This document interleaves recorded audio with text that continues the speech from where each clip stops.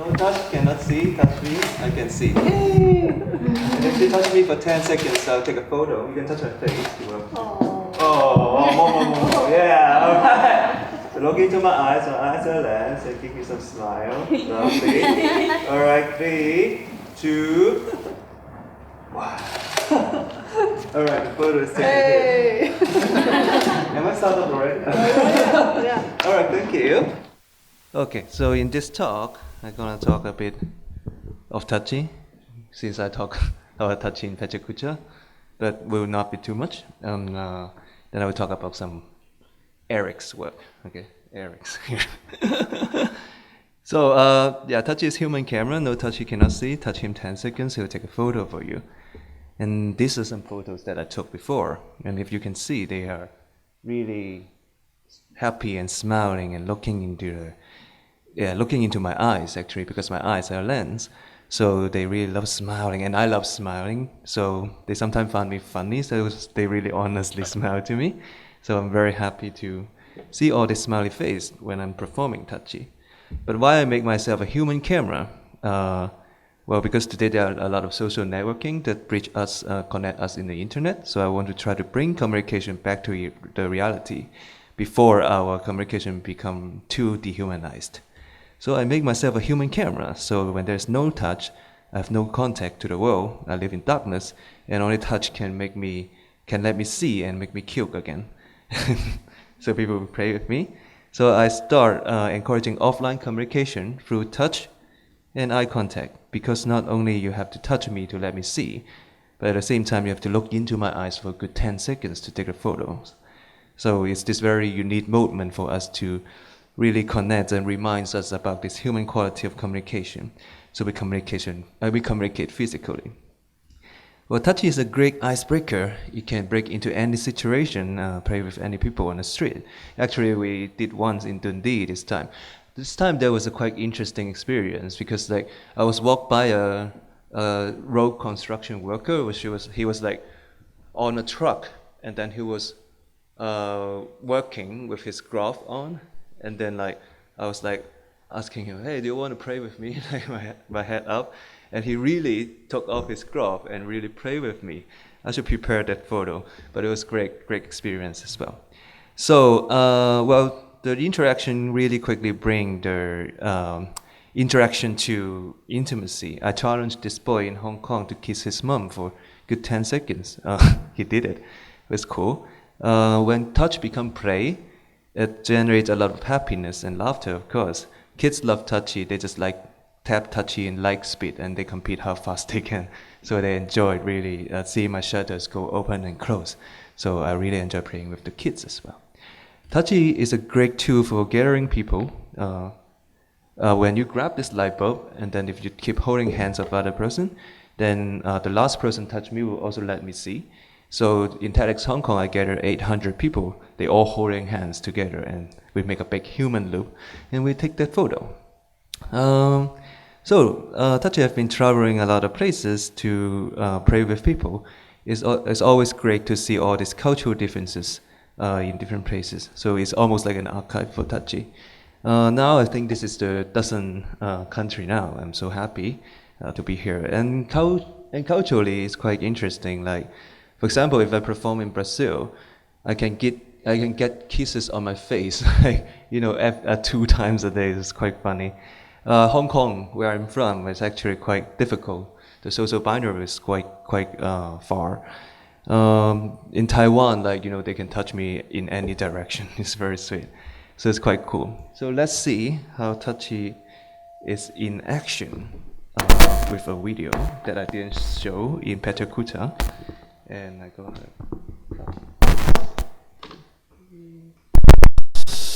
Woo! Lovely.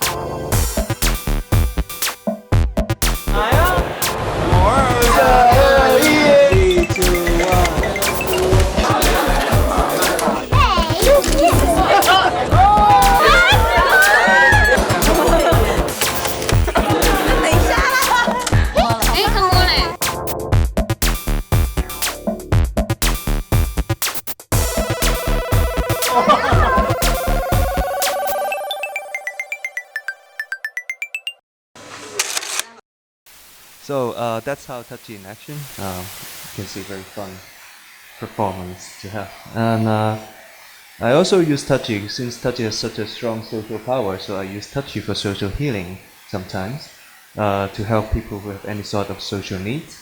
So last year I performed it. This year I visited 7 orphanages in Japan, and at first I thought they are very sensitive or like shy about touch, but actually on the contrary, they really eager to have human contact. So I'm happy that touchy also brings some connection with them. I also like interact with people with disability, like mild mental retardation. And this girl, she actually has to wear this mask all the time because she has a skin problem, genetic skin problem, that she's very sensitive to UV light. So she has to wear this mask all the time. So Tachi showed him that like wearing mask is fine, wearing helmet is fine. Sometimes it could be fun as well. So anyways, I think we should really balance our social network and physical life. So that's why Tachi has a Facebook page too. So if you're interested, please follow Tachi. So that's pretty much about Tachi. But how about this guy in this helmet? Eric Seal. Okay, so, well, I want to borrow a text from media art archaeologist Erkki Hiltumo. So he wrote about Eric Seal work. He said Eric Seal art is like the art of meta-gag, which is kind of a funny, interesting observation. But I kind of agree with it because my work always have a layer of like goofiness and funniness over there. And I enjoy doing it because I think art is for everybody. So I want, there's a layer of my work that always can be understood by people. And of course, underneath it, if you look into more detail, there might be more like surface value in there. Sometimes it's quite cruel to the principle of art, but at the same time, there will be like light and optimistic, but at the same time, sometimes it's darker or more animatic. So now I'm gonna talk about another piece that Eric Seal made. This piece called Yi, and Yi is another identity Eric Seal has. So it's another wearable device that he made. It looks like this. So it's another weird looking wearable device that actually, basically, this device asks a very simple question. We have 2 eyes, and why do we only perceive one image? Well, I'm very interested in body experience, and I think new media art is the best medium to really trigger or change your body experience through technology or through different kind of medium. So that's why I want to combine technology and body experience. So with this work, I basically simply like saying, I just pulling your eyeball out and put on your hands, so that our vision is always on our skull, right? So it's always in this dimension. We see things in this dimension, but we have 2 eyes, so why don't we use it separately? So I put cameras in the goggles that I'm wearing. I mean that goggles that I wear, and then the vision connects to the cameras on my hands, and there are actually 2 cameras on each hand, and then I'm watching 4 LCD monitors that your brain combine these 4 into 2. So it becomes double stereoscopic vision. So it's 3D. So you can feel the different kind of depth from your hand. And your hand gives you a different sort of mobility and dimension of movement, so that you can really manipulate your vision in a very different way. And when you wear this device, you really have to relearn how to use your body, because even moving a step forward would be quite difficult. That's very important. So that's why it's a very interesting learning of your body. At the same time, you see that when on this goggles, there's like another pairs that facing outward. So people can peek into these two holes in front of me to see what I'm seeing. So I can share my vision right away. So that's why it's also another social interaction work. And I perform it on the street as well, like this. Oh, it's your hands. It's what's on his hands. Oh, that's why he confused. I don't know what I see. I'm not sure. Wow. Oh, yeah. That's crazy.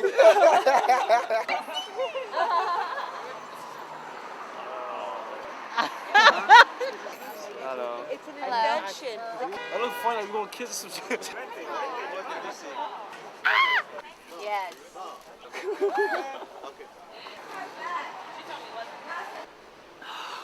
Everyone in New York is going to be dressed like this soon enough. Fabulous. Yes. Fabulous. Cool. Fabulous. Alright, thank you. Hey, 真的吗？好看吧？那个眼罩。That's me.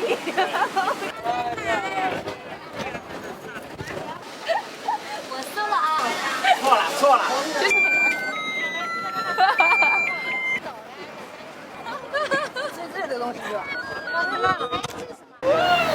So you get the idea. So that was one of my pieces that I really kind of explored the body experience. And this is another work that I made. It's called Body Hack. So Body Hack is a body karaoke game. Tonight we're gonna do karaoke, right? Yes, cool. But I don't have this game here. So what is Body Hack? So Body Hack is that when you walk into this installation, you will see a film that is posted, and then but you have to interact with the film. So you see the character is outlined with like a green outline, and then you have to match the movement. So when you start matching the movement, the movie starts playing frame by frame. So you actually basically have to manipulate your body frame by frame with the cinematic material. So basically when Bruce Lee do like this, choop, choop, choop, and then you have to do exactly the same thing, mirroring it. So it's basically deconstructing your conception of like how movement will be. If you walk from this point to that point, it's very natural to you. You know how far it is, you know how many steps it is. You don't even have to know it, it just comes to your body. But then when you're in this game, it's actually like you have to follow very closely, very accurately what the character is doing. So it's really like questioning how you understand yourself and the material in front of you. So again, video is coming up. This is how people play this game.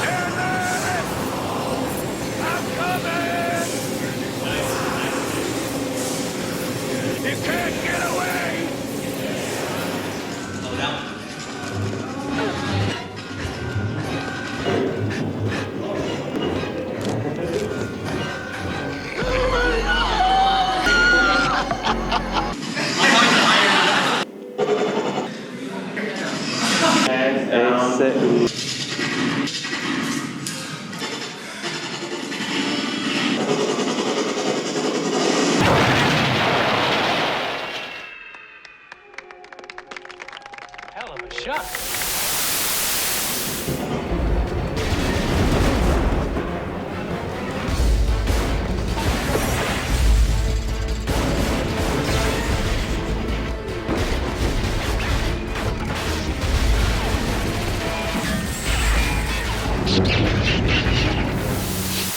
Yeah, so that's Body Hack. So that's like some example of the works that I interested in body experience. I also interested in another notion of inspiration for my work. So because I'm from Hong Kong, we have a very close relationship with China. So what happened in China is also something that very inspired me to do my work as well. So I make this series of work called Made in China. And Made in China is a series of illusionary portraits that it's actually not functioning. So, for example, this lighter here is a fake lighter. I mean, it pops up with like a crystal clear, beautiful fire that is actually made by plastic. So, and there's an LED light inside the light of the fire. I mean, the crystal. And there's another two piece in the series that I will show you later. The process of making this lighter is like this. So I have to design the kinetics part of it. There's a gear in there.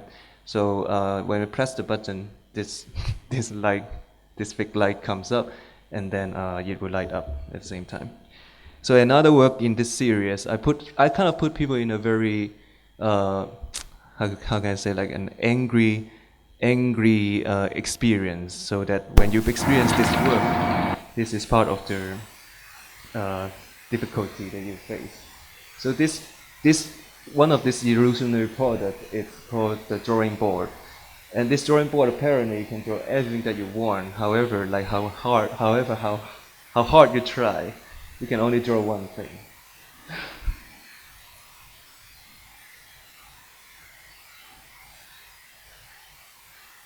And obviously you know who this guy is.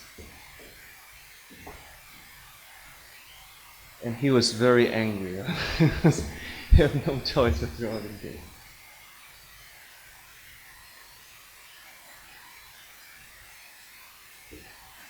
So I don't think I have to explain this work that much. It's very explicit. So this is another work that I kind of deal with my hometown and deal with my cultural background. And thank you for Gerard for explaining umbrella movement. So interestingly, I also made an artwork that related to the umbrella movement. It was a serendipity because I was committed to be part of an exhibition called DIY Future in Hong Kong, and that happened in October. And but September, this incident of umbrella movement happened. So the curator said, "Oh, please feel free to change your artwork, and then to totally make another new piece that respond to this occasion." So I was like, of course I have to do that. And when I was looking at the news of what's happening in Hong Kong, within 1 hour I come up with this idea. This work is called The Unuseless Machine for Democracy. If you have seen on YouTube, there's a artwork called, not an artwork, a very quite famous DIY project called The Most Useless Machine Ever. So it's a machine that is a box. So you press the button and there you turn on the motor, and there's like a little finger come up, and then you turn off the switch again. So you turn on and you do turn it off, turn on to the off. So I found this like interesting relentless perpetual movement of that useless machine. Then I hope our chase of democracy will continue forever. I mean, will not continue forever. Hope we will get it, but at the same time, Hong Kong people is very forgetful. Like they always follow trend, and things will fade down very quickly as well. So I want to remind people about this. So I make this work, The Unuseless Machine for Democracy. There's some white candle in the installation. It will goes off randomly, but whenever it goes off, there will be a dove that come up and peck it, and then it will turn on again, and then this loop continues forever. I made 35 of them and assembled to 928, which is a day of September 28th, which is the day we start the occupation. And I even made the standalone version so that people can make their own useless machine.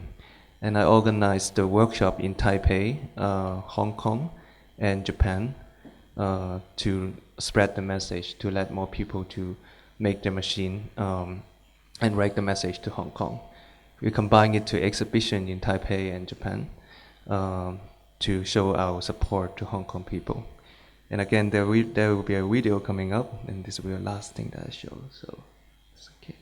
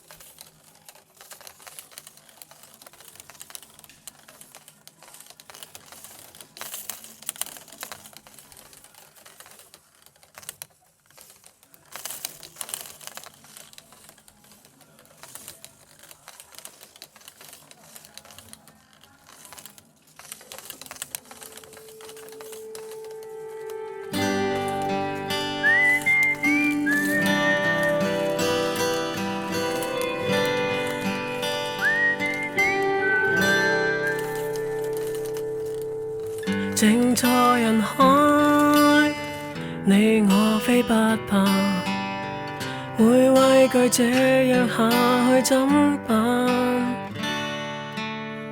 但是人生到了這一晚，更怕未表白內心呼喊。站在前方，勇氣驅不散。卻信越怕命運更黯淡，但是誰想要看穿荒誕，卻會在催淚下睜開眼。一起舉傘，一起的擦，一起儘管不安卻不孤單，對嗎？一起舉傘，舉起手撐，一起為應得的放膽爭取，怕嗎？任暴雨下，志向未倒下，雨傘是一朵朵的花，不枯也不散。啦啦啦啦，啦啦啦啦，